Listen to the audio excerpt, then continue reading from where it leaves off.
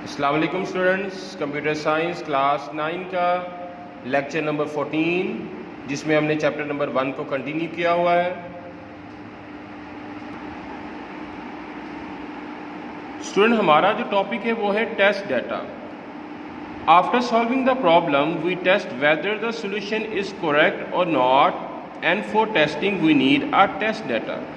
Student, कोई भी चीज़ जब आप मिसाल के तौर पर डेली लाइफ में भी अगर आप किसी से कोई काम का सोल्यूशन कराते हो, लाइक घर की कोई चीज़ ख़राब हुई, तो आप उसको पेमेंट देने से पहले क्या करते हो? आप अच्छे से वेरीफाई करते हो कि वाकई में वो अब ठीक से काम कर रहा है कि नहीं कर रहा। आफ्टर यू चेकिंग, जब आप अपनी तसल्ली कर लेते हो तो आप क्या करते हो? उसको पेमेंट दे देते हो। इट्स मीन के सोल्यूशन बनने के बाद ज़रूरी नहीं कि वो सोल्यूशन एक्यूरेटली वर्क कर रहा हो या नहीं कर रहा।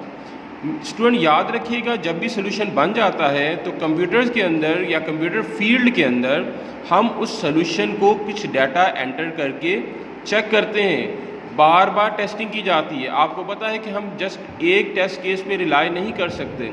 We have to check for different values. Different values का इस्तेमाल करते हुए हम अपने सोल्यूशन को चेक करते हैं, और हर बार अगर वो सोल्यूशन हमारे रिक्वायरमेंट को फॉलो अप कर रहा है, रिक्वायरमेंट के मुताबिक काम कर रहा है, तो हम कह देते हैं that is a valid solution, जिसमें किसी किस्म की भी कोई मिस्टेक नहीं है।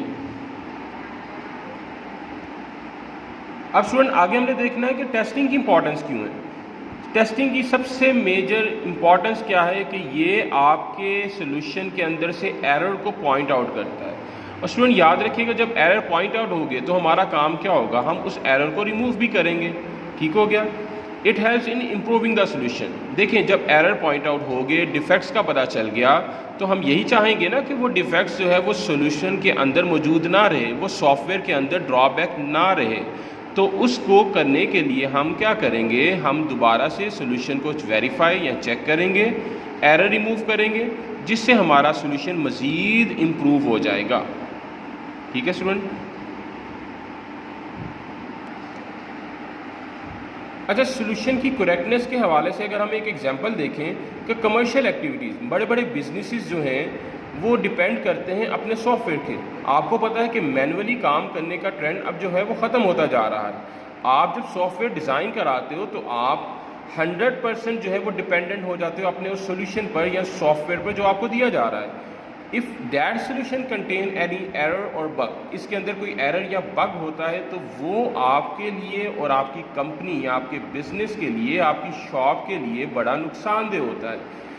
एक एग्जांपल यहाँ पे लिखी, लाइक एक सोल्यूशन बनाया गया फाइनेंस मैनेजमेंट के लिए, और इस फाइनेंस का काम क्या होता है? पूरे के पूरे अकाउंट को डील करना। जितना भी इनकमिंग आ रहा है, बैलेंस आ रहा है, जो इन्वेस्टमेंट्स आ रही है और जो इन्वेस्टमेंट जा रही है, मतलब जो स्पेंडिंग है, जो खर्च हैं, उन सारों की detail finance department, just like an account department भी कह सकते हो, उसके अंदर होती है।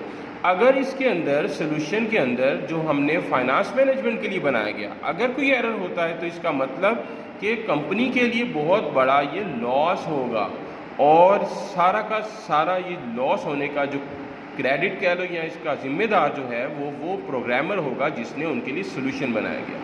दैट्स वाई मार्केट के अंदर उसी प्रोग्रामर की वर्थ होती है जो वो सोल्यूशन डिज़ाइन करता है जो एरर फ्री होता है। स्टूडेंट्स, आगे हमारे पास है डिफरेंट टाइप्स ऑफ डाटा, जिनमें से आज हमने 2 टाइप्स को डिस्कस करना है। First is valid test data. Valid test data क्या होता है कि data that is according to the requirement of algorithm, कि आप जो डाटा एंटर कर रहे हो वो उस रिक्वायरमेंट के मुताबिक है।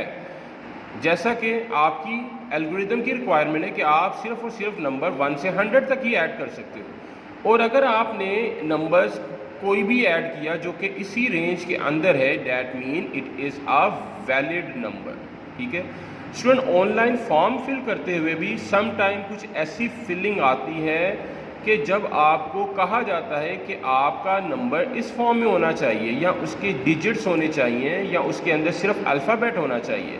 ठीक है स्टूडेंट्स, अगर आप वैलिड डाटा एंटर नहीं करते तो सोल्यूशन को कैसे बिहेव करना है वो अगले टेस्ट डाटा में हम देखते हैं। जी, अगली कैटेगरी है इनवैलिड टेस्ट डाटा। देखें स्टूडेंट्स, अगर आप जो वैल्यू एंटर कर रहे हो that is not according to the requirement of algorithm, तो इस mean that is the invalid data, और आपके सोल्यूशन को इनवैलिड डाटा के साथ साथ वर्कआउट करने की कैपेबिलिटी होनी चाहिए। मींस कि जैसे आपका नंबर 1 से 100 है, आपने 102 लिखा, तो साथ ही आपको एरर मैसेज आ जाना चाहिए कि your value is out of the range of the requirement. ठीक है स्टूडेंट्स, ये नहीं कि आपने 102 एंटर कर दिया और उसने एक्सेप्ट भी कर लिया, it's mean that is a bug in the solution. तो इनवैलिड डाटा के लिए आपका जो सॉफ्टवेयर है वो प्रॉम्प्ट करेगा, कोई ना कोई नोटिफाई करेगा मैसेज कि आपने जो डाटा एंटर किया that is a invalid data. Student, ये 2 टाइप आज हमने डिस्कस की। इसकी नेक्स्ट फर्दर 3 कैटेगरीज हैं जो कि हम नेक्स्ट लेक्चर में पढ़ेंगे। जी स्टूडेंट, आज हमने जो स्टार्ट किया था वो टेस्ट डाटा के बारे में कि टेस्ट डाटा क्या होता है,